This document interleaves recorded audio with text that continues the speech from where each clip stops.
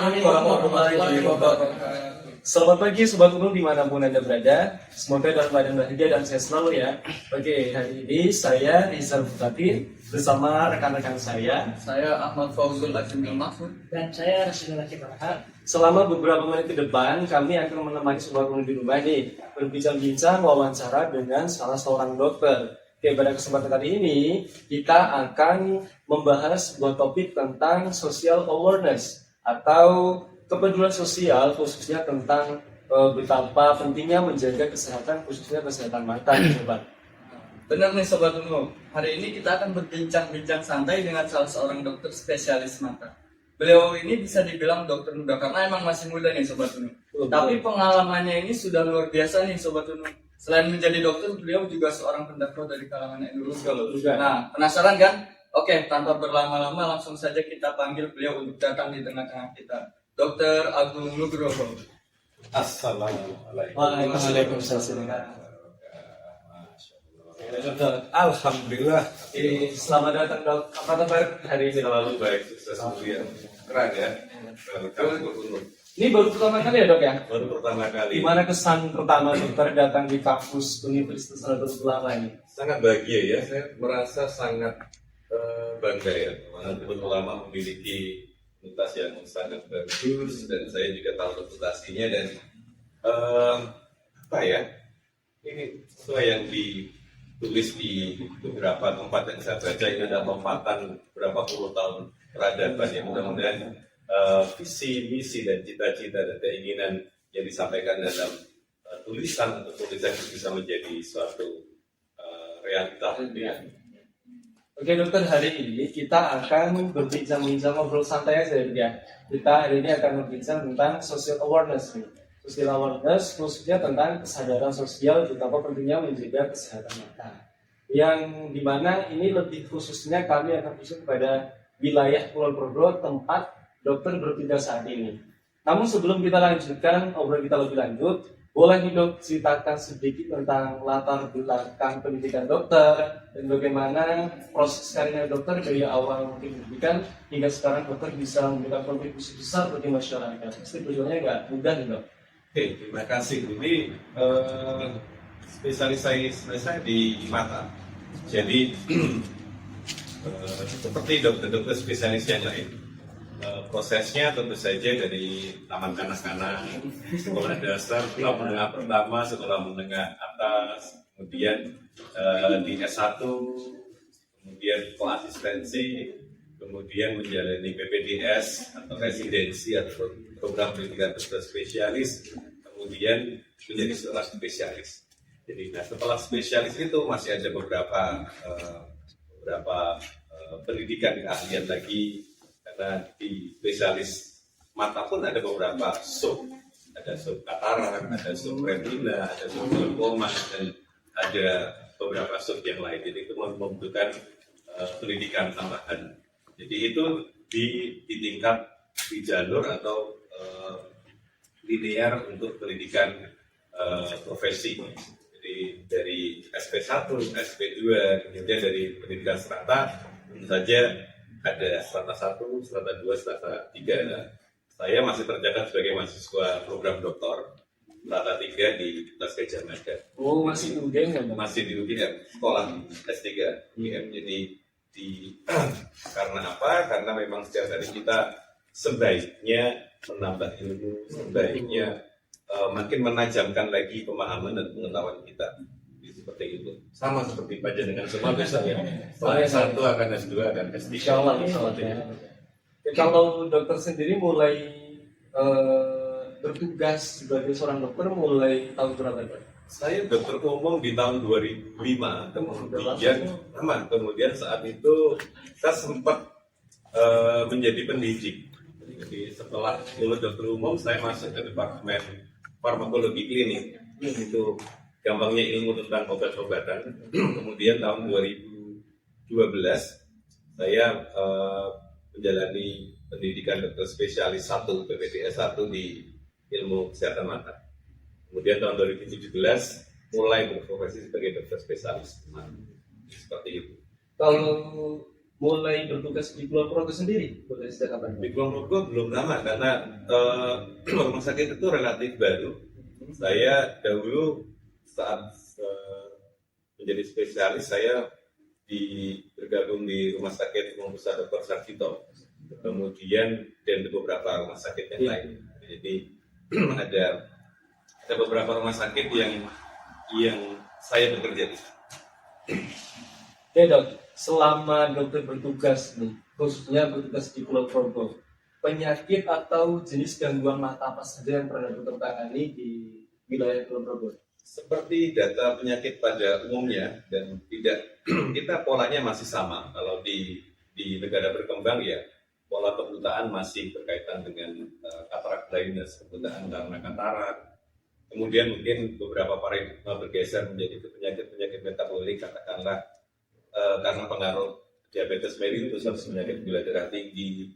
Kemudian kita juga masih punya PR, penyakit glaukoma, misalnya penyakit-penyakit yang lain. Polanya sama di negara kita, di negara berkembang di ASEAN mungkin sama aja. Jadi burden of illness kita, beban penyakit terbesar kita mungkin masih katarak. Kemudian nanti retinopati diabetika, kemudian kebutaan karena glaukoma, kemudian ada kebutaan karena kornea dan lain-lain. Tapi mungkin angkanya bisa bervariasi, mungkin agak berbeda mungkin Singapura ya, karena di Singapura itu memang agak berbeda ya. Jadi kondisinya agak berbeda, kemampuan finansialnya juga berbeda, kemudian jumlah penduduknya juga tidak sebanyak kita. Jadi mungkin polanya, mungkin kalau di Singapura hari ini mungkin nanti teman-teman yang punya Google bisa cek. Mungkin di sana yang paling tinggi mungkin problemnya berkaitan dengan diabetes retinopati.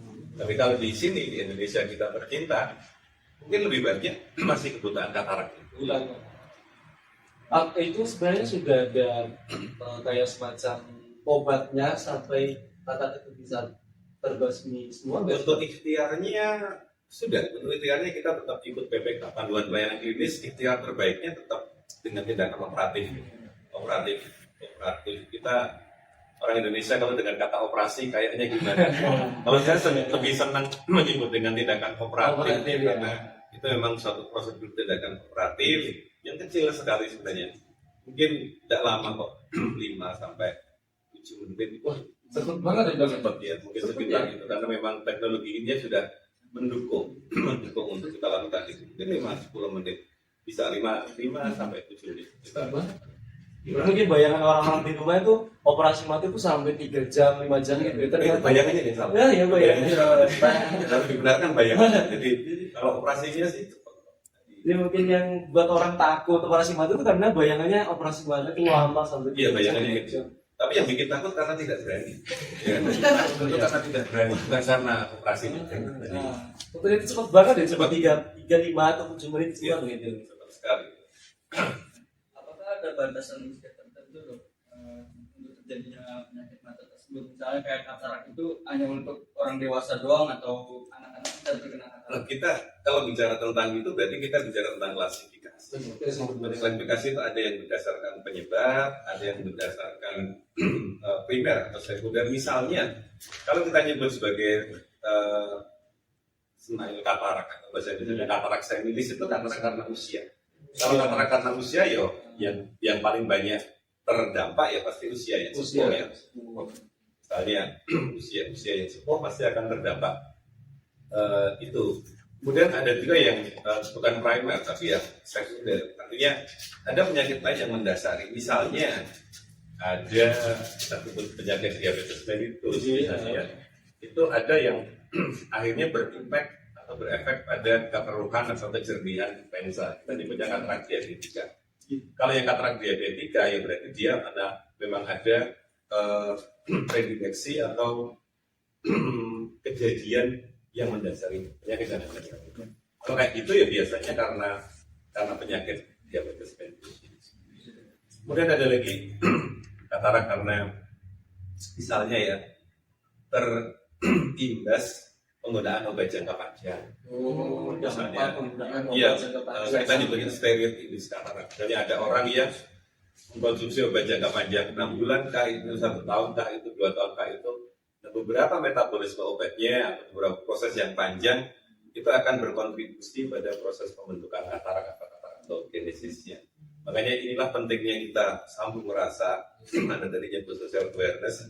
Kami di Fakultas Kedokteran nyebutnya dulu ada istilah sambung rasa. Sambung rasa itu sampai ada skills lab-nya, sampai ada laboratorium keterampilan medik untuk ngajari mahasiswa kita dalam dokter how to build relationship, patient doctor relationship. Chemistry atau Iya. Ya. Jadi sampai ada skills laboratorinya.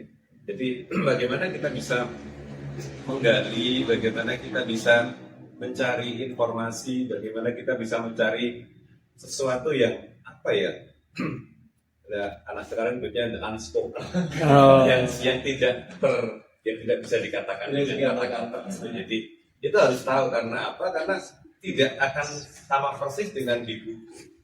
Katakanlah kalau di buku mah judulnya enak ya, Anda baca buku langsung buka bab ini steroid indus katarak terinduksi karena steroid. Tapi tidak semudah itu kita bertanya-nya, karena jenengan tidak akan bertanya pada pasien Anda, apakah Anda mengkonsumsi methylprednisolon? Oh, tidak pernah seperti itu. Anda harus mencari kondisi-kondisi yang memungkinkan si pasien itu dia akan mendapat obat jangka panjang. Misalnya ya, dia punya riwayat atopi atau riwayat alergi atau punya penyakit autoimun. Nah, penyakit itu yang akan mungkin menempatkan dia dalam posisi yang dia dapat pengobatan jangka panjang. Jadi pengobatan jangka panjang itu yang mungkin salah satunya steroid. Nah, steroid yang jangka panjang mungkin menyebabkan katarak. Jadi sebenarnya kita belajar dari segala kemungkinan. Dan ini yang mau tidak mau harus dengan ilmu Anda itu, ilmu sosial. Dan kalau tidak ya tidak bisa. Kita tidak mungkin datang ke pasien bawa checklist. Anda pakai obat ini, ya, obat ini. Itu adalah keterampilan kita. Bagaimana kita memposisikan pasien sebagai pasien, bukan memposisikan sebagai robot yang bisa ditanya A, B, C. Kita kan tidak pernah tanya pasien dengan multiple choice kan. pasien pun belum tentu tahu, aku minum obat apa kayak gitu. Dan jenengan harus, anak-anak pinter ini harus tahu bagaimana kita bisa membuat pasien itu nyaman, atau siapapun nyaman dengan kita. Karena apa?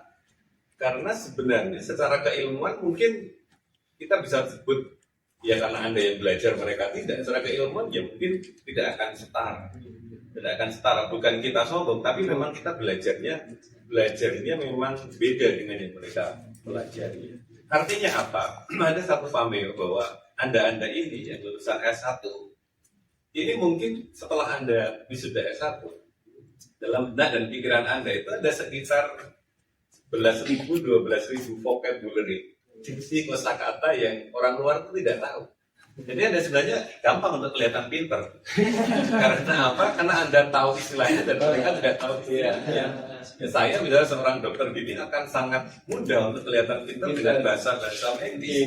Tapi there's nothing. Nggak ada gunanya saya akan bilang ke pasien saya, dulu pada umum, Ibu akan mendapatkan administrasi obat secara intramuskular, dimasukkan ke review gluteus, setelah dimasukkan nanti akan ada rasa nyeri yang berkaitan dengan inflamasi lokalis. Tidak ada gunanya, dan itu kelihatan pinter.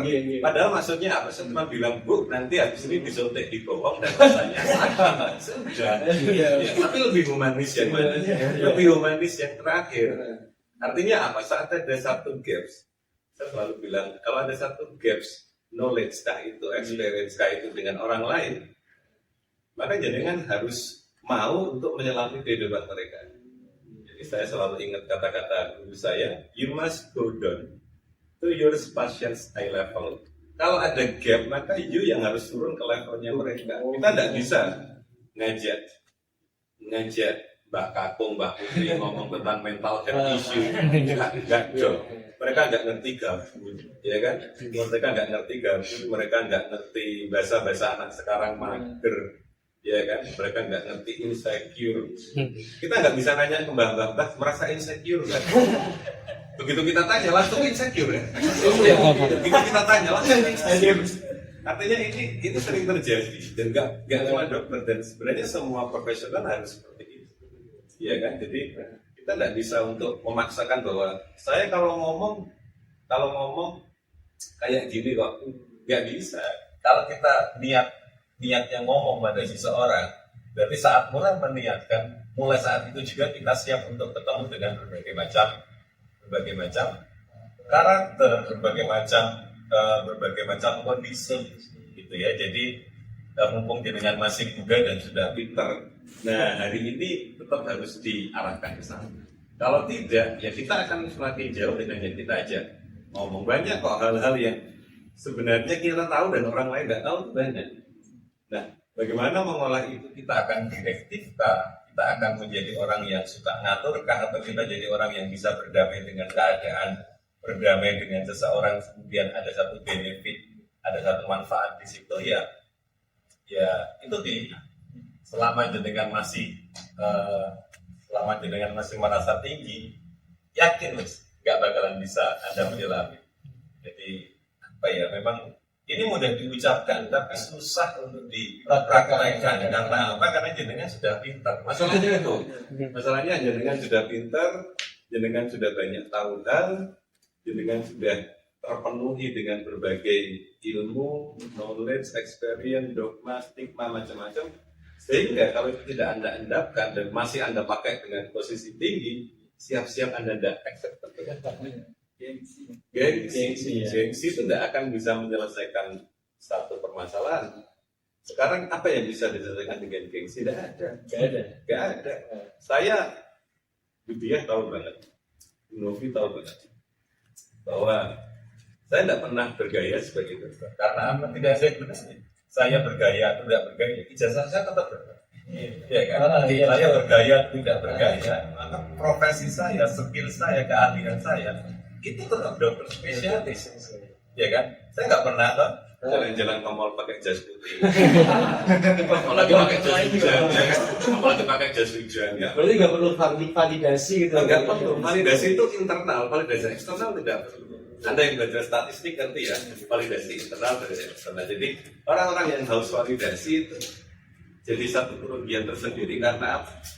Ya sebenarnya mending jadi terkenal daripada dikenal.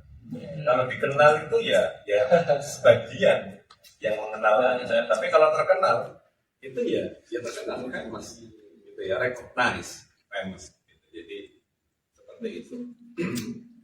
Berarti tadi kesimpulan dari dokter Tony, sebenarnya penggunaan obat-obat yang dalam jangka panjang ini, obat-obat tertentu khususnya itu ternyata bisa menyebabkan katarak gitu ya dok? Ada yang bisa menyebabkan.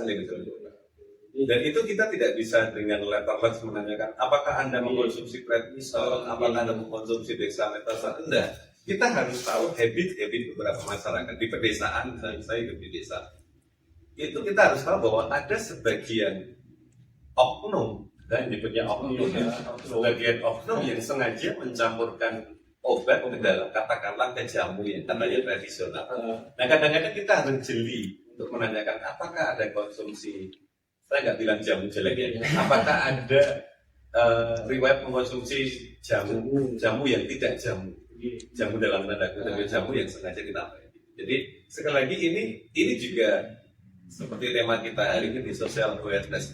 Selama kita tidak memposisikan yang kita ajak omong sebagai manusia seutuhnya, akan sulit kita untuk mendapatkan apa yang kita inginkan. Jadi banyak kok sebenarnya keahlian, kemampuan bagaimana kita nyebutnya apa ya, get attraction. Bagaimana kita bisa membuat orang lain itu trust sama kita. Bagaimana kita bisa membuat orang yang nyaman dengan kita. Kita nggak pengen dianggap pintar sih, tapi setidaknya mereka trust dengan kita. Gitu ya. Jadi harus ada keahlian tertentu dari Anda. Harus ada keahlian yang mungkin nggak substansial sih, tapi belajarlah untuk mencari hal-hal yang Anda itu jadi mudah ditemukan dan menarik. Gitu ya, mudah ditemukan dan menarik. Ilmu ini mungkin banyak yang mempelajari sebagai public speaking, mempelajari sebagai good speaker, bisa menjadi seseorang yang benar-benar apa ya, notice sebagai orang. Kalau saya nanya ke Mas Riza, Mas Riza mau tahu juga sama Mas Rashid, Anda semua orang Indonesia kan? Oke. Pertanyaannya, mengapa 2 ditambah 8 sama dengan 10? Ya mungkin itu memang sudah rumusnya seperti Itu jawaban biasa. Iya. Mengapa 2 ditambah 8 sama dengan 10? Oke. Kenapa 1 ditambah 9 sama dengan 10? Rashid.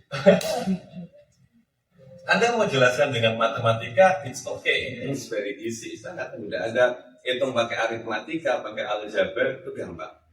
Tapi karena saya bertanya awalnya bahwa Anda adalah orang Indonesia, maka saya ingin kasih tahu bahwa hanya di Indonesia yang ada aturan seperti itu. Di Indonesia itu kita kan punya angka jumlahnya 9. 1, 2, 3, 4, 5, 6, 7, 8, 9. Nah, ada hukum yang tidak tertulis, yang mungkin sekarang tertulis karena saya tertulis. Di Indonesia itu kalau ada 2 angka, huruf depannya kok sama, Anda jumlahkan yang menjadi 10. 1 ditambah 9, huruf depannya sama dengan S dan S, maka jadinya 10. 2 dan 8 ditambahkan jadi 10. Ada angka lain 3 dan 7 Anda tambahkan jadi 10. 4 dan 6 Anda tambahkan jadi 10. Demikian juga 5 ditambah 5. Ini bukan ilmu yang penting, tapi kalau Anda tahu yang seperti ini, kok menarik ya? Iya nggak? Anda terpikir nggak? Bertanya 2 tambah 8 sama dengan ini adalah ilmu yang saya nyebutnya ya not substantial, but this very interesting. Jadi sangat menarik ya. Sama dengan Anda yang pintar bahasa Inggris misalnya. Anda tahu kenapa berita diberi kata news? Baru kita news. Baru-baru juga. Kenapa, Rashid? Kenapa kok bahasa Inggris menyebut berita sebagai news? Karena baru enggak. Bisa. Mungkin itu juga yang sama tadi. New itu baru, kalau berita berarti news baru-baru yang baru terjadi. Mungkin ada benarnya, tapi ada satu filosofi yang lebih mendalam daripada sekedar baru. Jadi ada satu harapan bagi orang yang membuat berita. Berita itu syaratnya tidak hanya sekedar baru, tapi bisa objektif dan imbang, dilihat dari segala arah. Karena news itu sebenarnya singkatan dari 4 arah mata angin: north, east, west, dan south. Baru tahu. Artinya apa? Artinya ada hal-hal tertentu yang menjadikan kita menjadi menarik. Ini tidak penting juga sih, kita tidak akan keluar di ujian juga, tapi penting. Jadi hal-hal seperti ini Anda harus tahu, menggali lagi, supaya apa? Supaya ada yang menarik dari dirinya. Selama Anda tidak menarik, susah. Beneran. Selama Anda tidak menarik akan kesulitan stop. Pasti saya ngomong sama Riza, ngapain saya harus kelas sama Rashid? Ngapain sama ngobrol sama Fauzi? Apalagi kalau pasien dokternya nggak menarik, pasien itu nggak akan terbuka ya dok ya? Ya ada kemungkinan seperti itu. Ataupun kalaupun terbuka dengan keterpaksaan. Artinya apa hal-hal yang seperti ini yang bisa menjadikan Anda itu, oh ini unik loh, loh ada tuh makna dari virus itu ada tuh ternyata. Kenapa 2 tambah 8 sama dengan 10? Kan hal-hal seperti ini jadi penting karena apa? Sebenarnya kita hidup di era yang Anda boleh mengatakan ini era keterbukaan, Anda boleh mengatakan ini era informasi. Tapi sebenarnya informasi juga belum semuanya sampai kepada panjenengan semua. Ya kan? Anda ngambil kuliah Pancasila kan? Ada kan mata kuliah Pancasila? Oke. Pertanyaan saya satu. Bisa ditakut dong ditanyain dulu. Kan ada kuliah Pancasila. Pancasila kan silanya hanya 5 kan? Oke. Saya pengen bertanya ke Anda, sebenarnya apa bedanya hikmat dan bijaksana?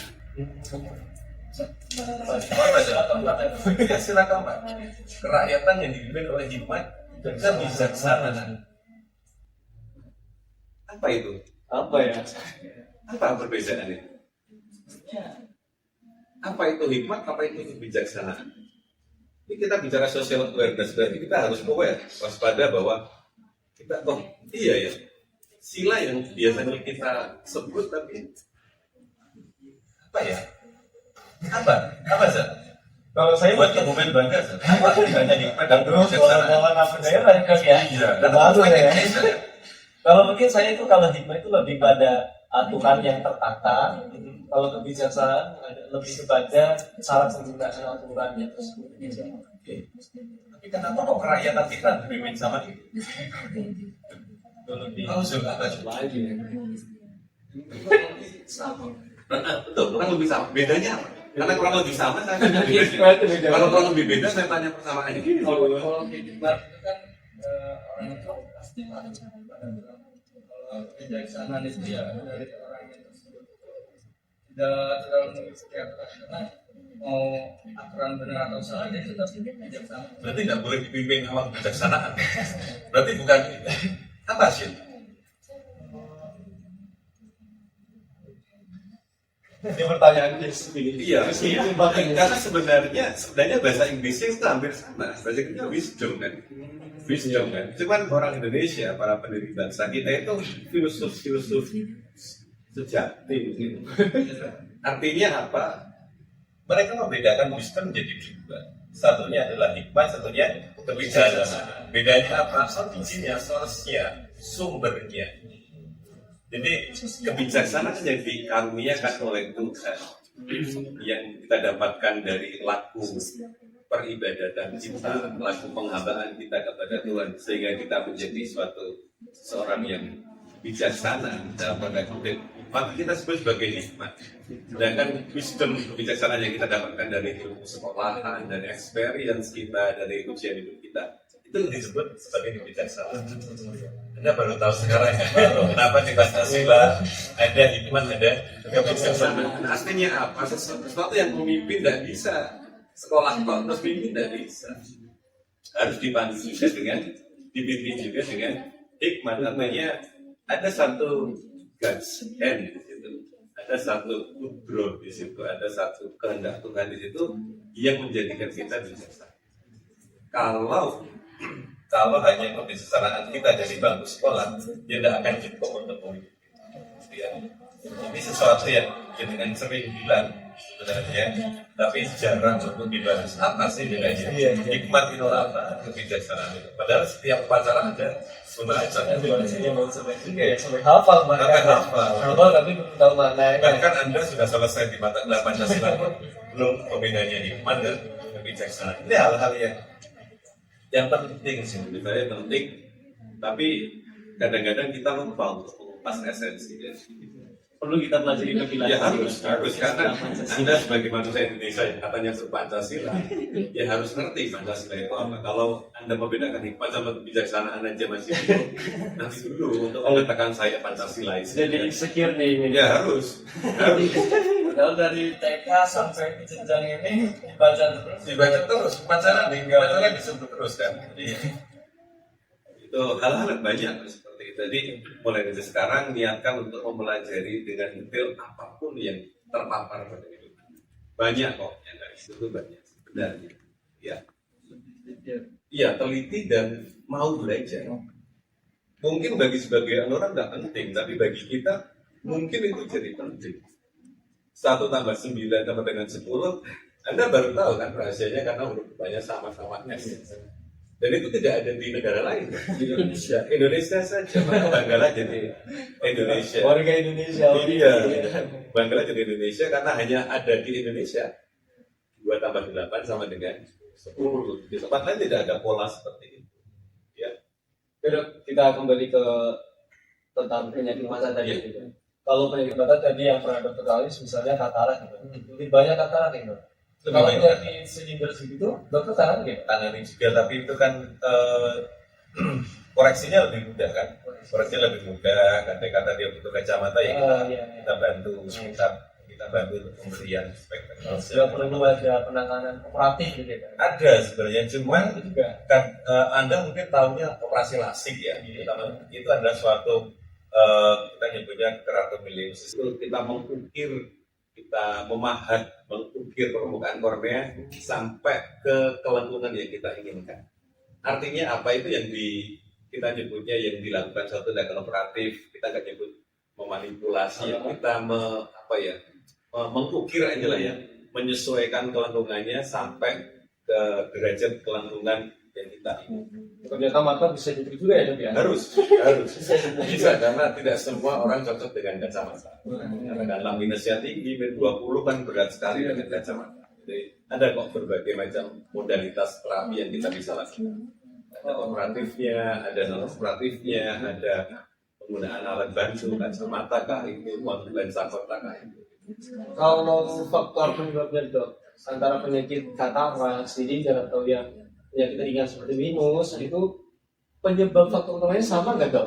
Oh beda-beda. Kalau katarak tadi kita bahas mungkin penyebab utamanya kalau katarak senitis ya karena usia, atau kalau pada anak muda mungkin ya katarak trauma, misalnya pernah terkena benda tumpul atau benda tajam atau apa jadi itu. Kemudian ada katarak yang karena pengobatan jangka panjang lagi. Kalau minus silinder mungkin ya terkaitnya dengan neuroactivity ya, aktivitas membaca gejala radiasi tidak terlalu yang banyak yang ini, jadi membaca dekat, kemudian ada yang mengatakan membaca di kondisi gelap atau cahaya kurang.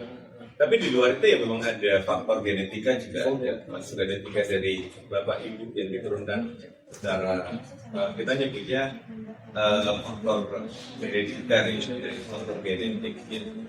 Kalau pakai kacamata itu bisa sembuh nggak? Selama masih pakai kacamata ya artinya kan ini kacamata kita fungsikan sebagai apa ya, payung atau mantel jas hujan. Jadi kalau ada pertanyaan, kalau pakai jas hujan itu basah enggak? Ya enggak. Kalau nggak pakai jas hujan basah enggak? Ya basah. Orang yang minus kalau pakai kacamata koreksinya ya dia sembuh dalam artian terkoreksi. Begitu dilepas ya minus. Tapi tidak ada perkataan bahwa kacamata akan menghilangkan minus. Iya. Tidak ada jas hujan menghilangkan hujan. Nah betul. Seperti itu. Oke. Nah, kan saat ini dokter ini dalam program. Ya harus lagi program.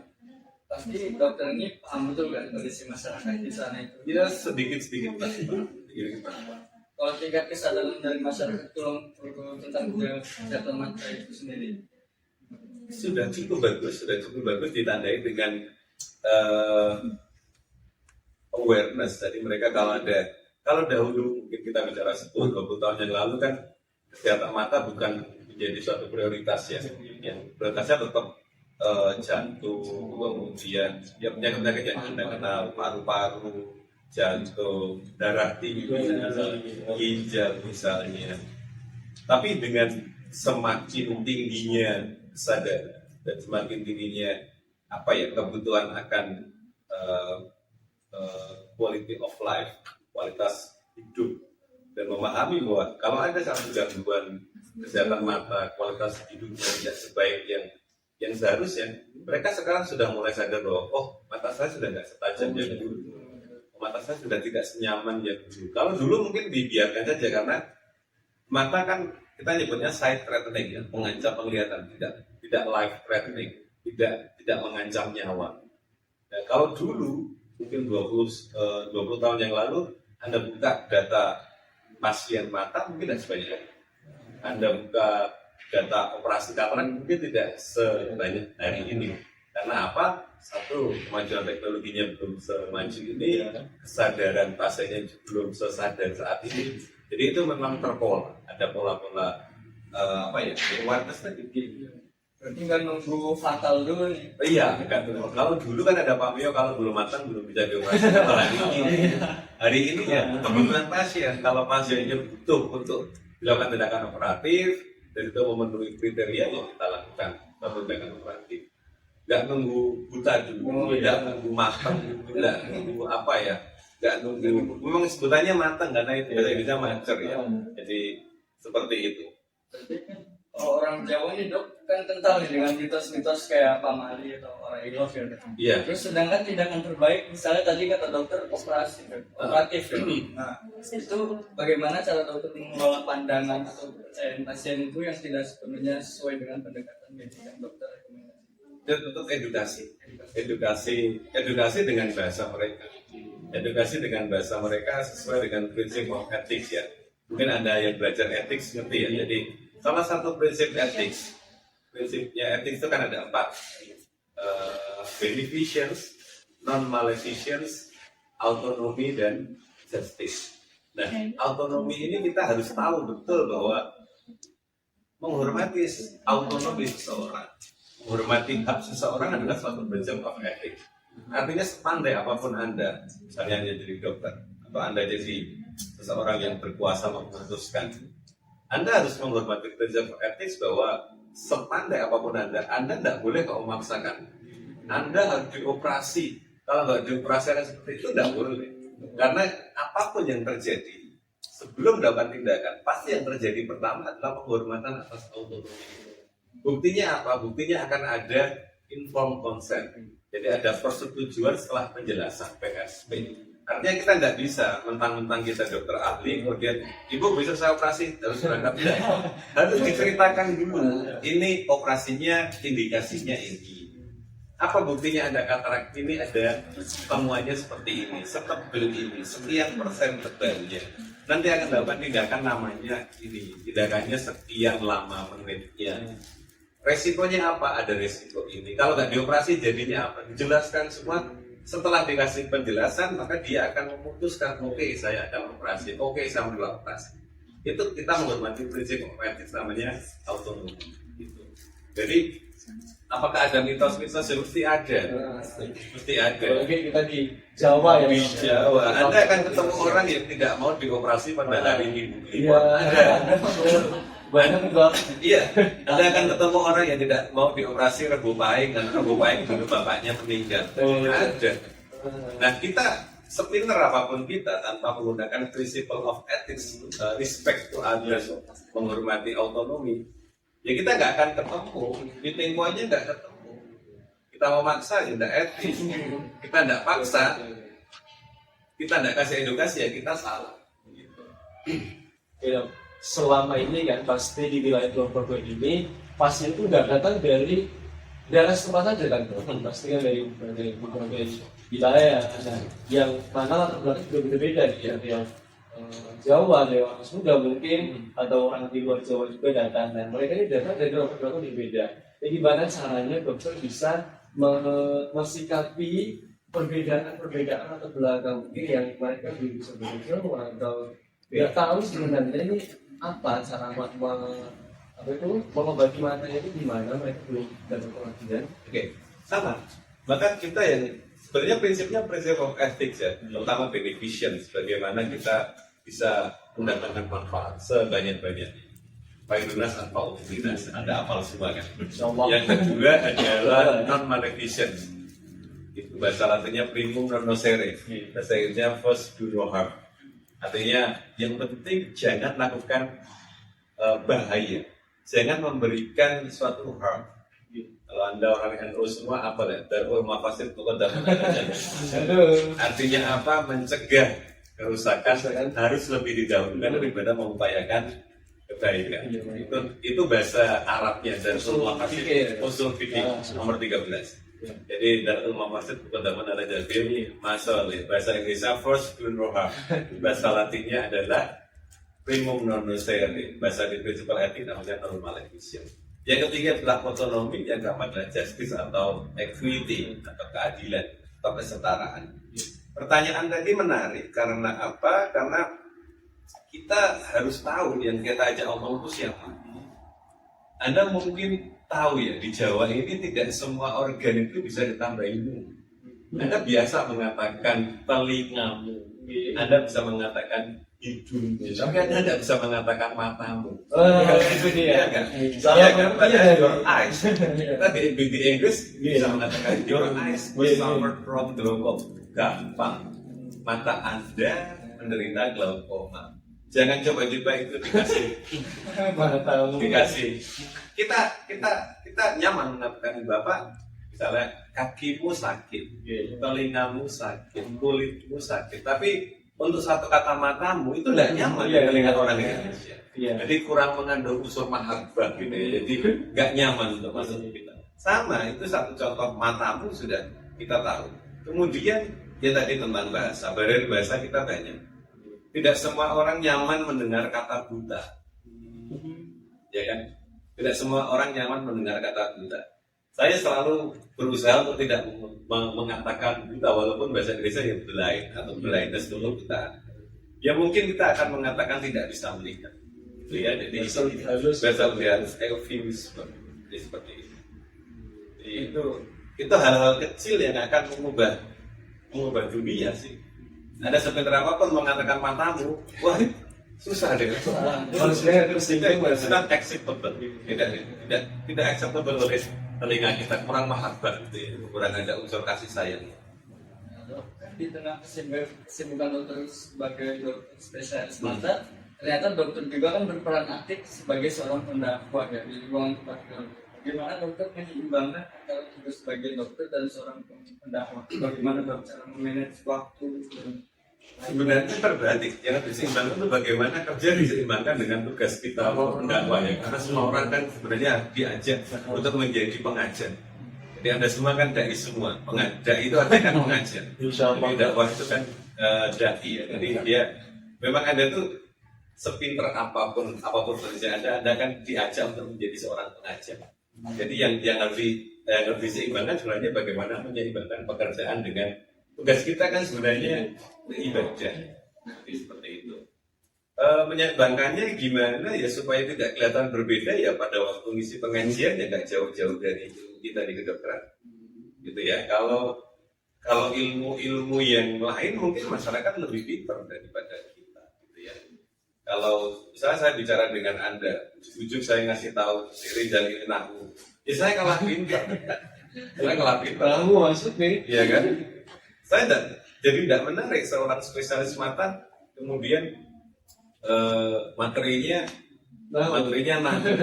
Gak menariknya karena apa? Mereka kan meragukan ini iso tentang. Iya. Sementara kita senang nahu itu ya karena ada lagunya yang menarik gitu kan.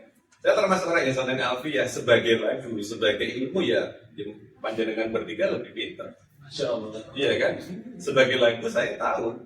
Kalamuna lapun wafitul kastaki, waspun wafitun sumahar kunil kali. Asli kan dong ya? Asli kan? Kita coba begini. Belum tentu ini tahu.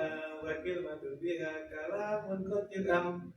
Mencari waktu ini wanita wa Allah musnadir tentang Yesus kita faham tanpa yang maliman tidak bila nabi menjanjari hafal sebagai lagu, iya kan? Kalau saya terus ngajari dengan belajar nahu nggak asik, jadi kan pasti akan lebih tertarik saya ngajari bagaimana bersalah menciptakan sistem saraf otonom simpatis parasimpatis supaya saat panjenengan sholat benar-benar pas mengatakan Allah Akbar pada rohnya Gusti Allah keren. Gusti Allah keren ya. Disebut maha besar itu ya pantas. Pada waktu kita mengatakan Alhamdulillahirabbil alamin ya keren. Ya memang pantas dia dipuji. Nah, bagaimana caranya kita memuji? Ya kita harus tahu apa yang dipuji. Metode dakwah saya seperti itu. Saya tidak menarik lah kalau saya membacakan misalnya bacakan Minhajul Thalibin. Dengan pasti nggak percaya sama saya ini beneran bisa baca apa?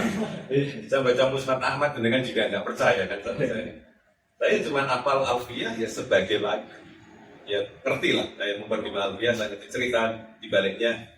Kalau bedakan mana rofa, mana nasab, mana jar ya masih bisa lah. Gitu, ya. Tapi kalau dakwah ya harus menggunakan keilmuan yang dititipkan pada kita, bukan ilmu kita, keilmuan yang dititipkan pada kita untuk mendekat pada Gusti Allah. Kalau saya ngomong muluk-muluk ya mereka tidak percaya. Jadi bagaimana kita bisa menjadi seorang pembicara yang trusted?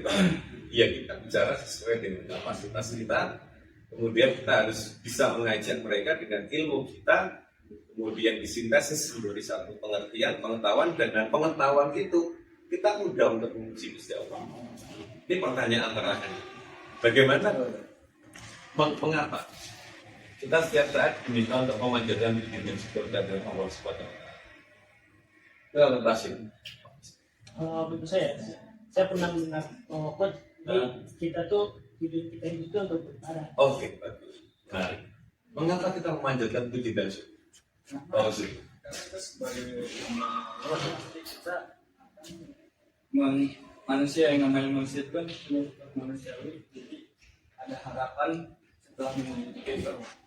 Tidak. Kalau sendiri mungkin karena kita ini ciptaan, Ya. kita ada yang diciptakan, maka untuk sudut pandangnya kita senantiasa atau selalu ingat Allah dengan cara bersyukur. Oh, oke, siap. Jawabannya benar semua, tapi tidak on the point. Kita senantiasa memanjatkan puji dan syukur dari Allah, karena puji dan syukur tidak bisa memanjat sendiri. Baik, kita panjat. Pertanyaan untuk memanjat kan kita perlu tangga. Ya sebagai tangga, sebagai ladder itu ya dalam jenengan. Selama jenengan tidak pinter, nyuwun sewu, jenengan tidak bisa memuji Gusti Allah. Jenengan harus pinter dulu, harus punya pengetahuan dulu, harus punya knowledge dulu. Dengan knowledge jenengan jadi mudah untuk memuji Gusti Allah.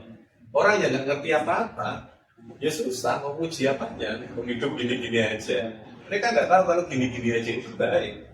Hidup gini-gini aja itu berarti baik. Artinya apa? Gini-gini aja itu berarti nggak gagal ginjal, nggak buta, nggak tuli. Ini gini-gini aja. Perlu disyukuri kan?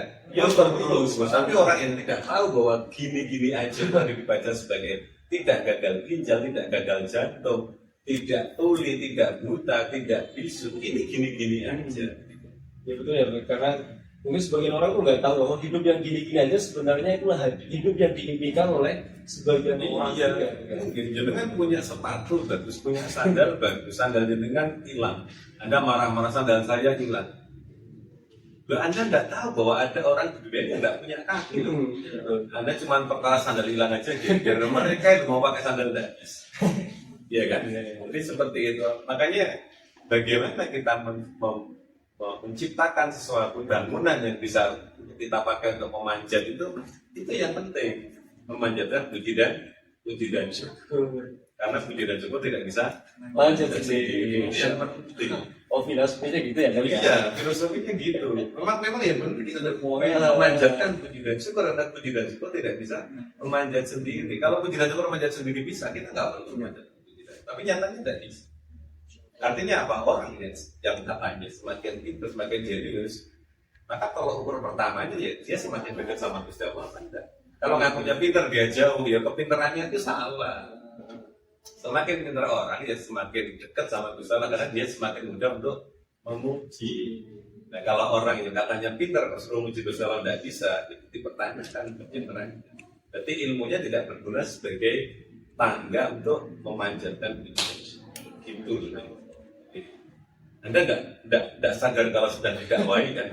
Nggak sadar. Nggak sadar. Itu sedang didakwai. Secara tidak langsung. Iya. Ini obrolan-obrolan ringan seperti ini yang Anda tidak pernah mengira bahwa ini akan keluar dari mulut seorang pendakwah. Anda tentunya saya sebagai spesialis mata Anda bahwa ini ada beberapa hal yang substansial. Dunia saya, dunia medis, Anda pasti akan terheran-heran kalau saya gunakan rahasia medis. Kok keren ya? Kok keren ya? Jadi keren dong. Jadi ini yang para penghafal Quran hafal ya. Al-Baqarah ayat 23. Wa ikutum firoibi. Kalau ada keraguan padamu tentang ayat yang kita yang saya atau yang aku turunkan pada nabiku Nabi Muhammad, coba kalian bikin satu surah saja. Itu kalau nggak disikapi sebagai sains, ya membosankan. Padahal itu sains. Dalam bahasa fisika, surat nomor 2 ayat 23, tulisannya pasti 2.23. Dalam bahasa fisika pasti 2.23, ada 2 kali 23. Apa sih itu? Kalau saya bilang dokter, ya saya ngerti 2 kali 23 itu ya tidak lain tidak bukan ya kromosom kita. Kromosom kita, DNA kita. 23 dari bapak, 23 dari ibu, jadi sempurna kalau tubuh kita. Pulau Panjenengan semua ini 46 semua kromosomnya. Ini sempurna. Ini fi ahsani takwim itu pada jelas 46. Coba kalau jenengan ada trisomi di gen nomor 21, jadi Down syndrome. Coba kalau jenengan di gen tertentu ada trisomi, jadi Klinefelter, jadi Turner syndrome. Anda sempurna karena 2 kali 2 3. Makanya saya percaya banget surah di situ artinya adalah kromosom. Dan lebih asik saya kan baca Quran daripada Anda. Jadi lebih asik saya kan baca Quran daripada Anda. Karena saya ada kajiannya. Istilah guru kita, ada diroyahnya, ada hujahnya, ada satu analogi yang tidak terbantahkan di situ. Sekarang saya meyakini kalau surah di ayat 23 itu ya gen kromosom. Dan level bersyukuran saya ngaji lebih tinggi dari panjenengan karena jenengan tidak berpikir itu gen. Dan saya yakin pada tubuh saya ada 2 kali 23. Gitu loh deh maksudnya dakwah gitu. Dan pengetahuan yang dokter berikan ini sangat bermanfaat bagi kami untuk menjadi sumber motivasi serta inspirasi yang tidak ternilai harganya. Kami menyadari bahwa ternyata ilmu pengetahuan serta pengalaman kami ini belum ada apa-apanya jika dibandingkan dengan dokter. Yang penting ditambah. Jadi jangan tahun ini ditambah dengan koridor bahwa saya saya meniatkan belajar supaya dekat sama Gusti Allah, supaya saya mudah untuk alhamdulillah, supaya saya dekat untuk mengatakan alhamdulillah dengan ikhlas. Karena basic agama ini memuji Gusti Allah. Dan dengan mau sepinter apapun, basicnya adalah memuji Gusti Allah. Tanpa itu jauh kan.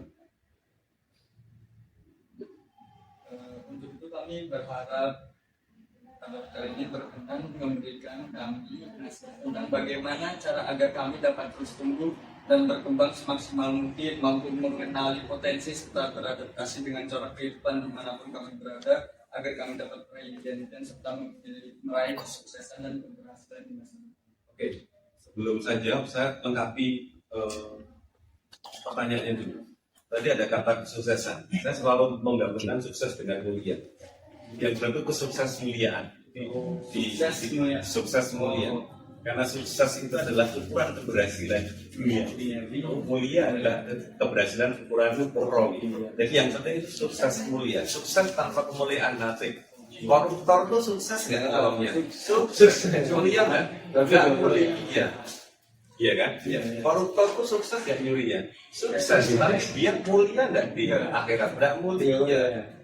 Orang yang nyuwun sewu tidak kaya, tapi akhiratnya bagus, mulia enggak? Mulia, tapi enggak sukses. Ya, jadi nggak usah pilih mana lebih baik sukses atau mulia. Ya pilih aja dua-duanya. Sukses mulia, itu sukses mulia.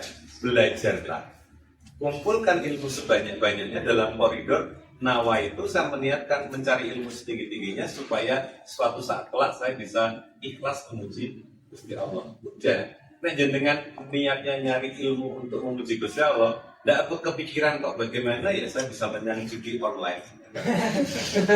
Karena itu nggak pantas untuk memuji Gusti Allah. Bagaimana ya saya belajar untuk membobol sistem keamanan kalau saya curi, ya nggak oke, karena nggak mulia, ya kan? Bagaimana ya saya mempelajari ilmu untuk hipnotis membohongi orang, nggak kepikiran. Karena apa? Itu bukan sesuatu yang bisa kita banggakan saat kita memuji Gusti Allah. Jadi janganlah membebani hidup jenengan dengan sesuatu yang menjadikan jenengan malu di hadapan Gusti Allah. Dalam ya.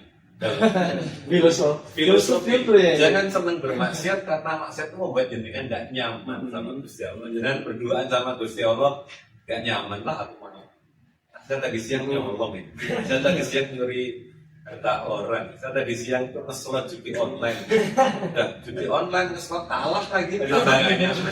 Artinya itu pesan saya. Jadi belajarlah setinggi mungkin dalam koridor bahwa saya ingin berilmu setinggi-tingginya supaya saya nyaman untuk memuji Gusti Allah. Cukup. Nah, jangan sukses melakukan ini. Wes jadi apapun dan mesti mulia. Tamu dan mulia. Jadi rezeki sudah ada yang ngatur. Jadi saya selalu mengatakan kunci untuk nikmat itu ya kita ikhlas menerima apa adanya. Kita sudah di dalam kotor-kotornya, kita terima. Hati ini accept. Jadi mending megang 10 juta per hari tapi hatinya merasa nyaman. Mending megang 10 juta tapi hatinya terima daripada megang 200.000 tapi rasanya kurang. Ya kan itu mending banget dong. Mending banget dong. Mending banget, jadi mending megang 10 juta tapi hasilnya prima daripada 200.000 tapi rasanya kurang. Setuju kan ya? Mau hari ini nih teman-teman. Nanti pegang duit 10 juta tapi hati nyaman daripada 200.000 tapi hati Rasanya kurang. Tuh. Jadi seperti itu. Janganlah kita menggunakan mendikte Gusti Allah dengan ukuran kita. Tidak apa-apa. Penghasilan tidak menentu, tidak apa-apa. Saya termasuk yang penghasilan tidak menentu, tapi dengan bangga saya katakan penghasilan saya tidak menentu. Terkadang banyak, terkadang banyak banget. Boleh banget. Ya. Jelas berapa juga. Tapi ya saya terima. Ya. Jadi gitu. Sebelum kita tutup obrolan hari ini, ada nggak tuh tips-tips untuk menjaga kesehatan mata untuk sobat kuning dan pemirsa ini? Oh, tipsnya ini jawab dengan lucu ya, karena kalau jawab dengan serius Anda sudah tahu channelnya kan, di Google ada. Tapi kuncinya sehat selamanya itu cuma satu, jangan sakit. Betul teman-teman. Jangan sakit. Jangan sakit ya, jadi jangan sakit. Kunci sehat selamanya hanya satu, jangan sakit. Untuk detailnya ya nanti belajar ya, untuk belajar dengan sumber-sumber yang terpercaya. Gitu ya, saya tidak akan buka di sini karena pasti akan tidak menarik lagi.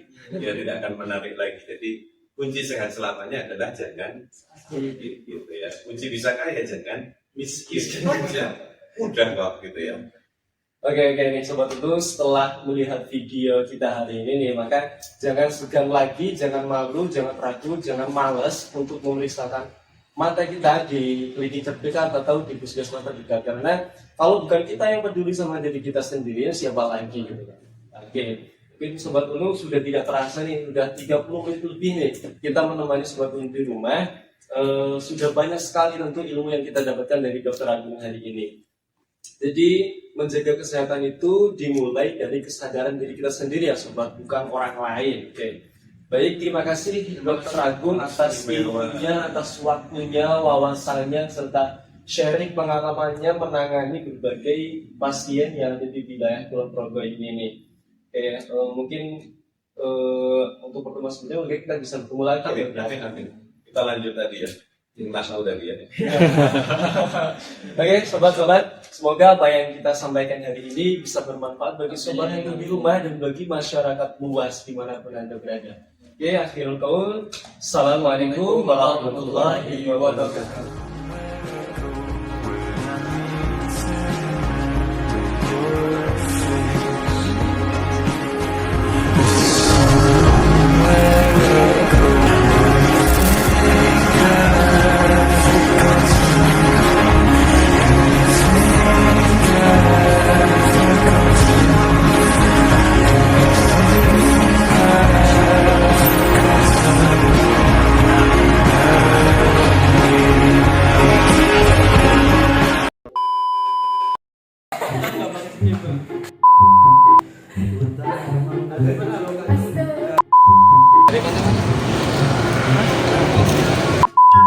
Pakai gigi itu ngapain gitu?